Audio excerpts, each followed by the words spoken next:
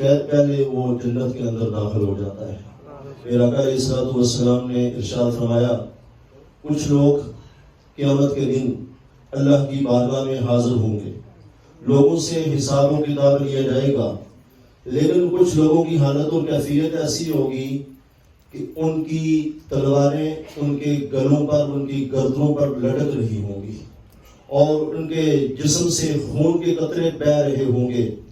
اور یہ لوگ جنت کے دروازوں کی طرف دوڑ رہے ہوں گے، جنت کے دروازوں پر چڑھ رہے ہوں گے۔ جب یہ خوبصورت منظر میدان محشر میں لوگ دیکھیں گے، ایک دوسرے سے پوچھیں گے، یہ کون لوگ ہیں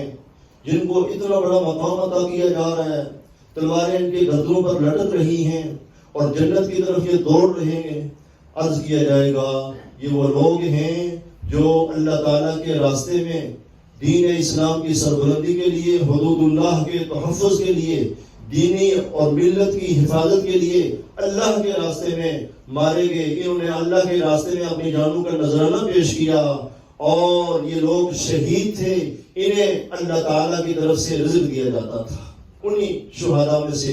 محترم جناب راجہ جاوید اقبال صاحب، اللہ تعالیٰ ان کے درجات میں بلندی عطا فرمائے۔ انہوں نے پاکستان کے استحکام کے لیے، حدود اللہ کے تحفظ کے لیے، ملت کی حفاظت کے لیے اس جان کا نذرانہ پیش کیا۔ اللہ تعالیٰ اسے رفعت عطا فرمائے اور ان کی خدمات کو قیامت تک آنے والے تمام انسانوں کے دلوں میں زندہ اور جاوید فرمائے۔ وما علیہ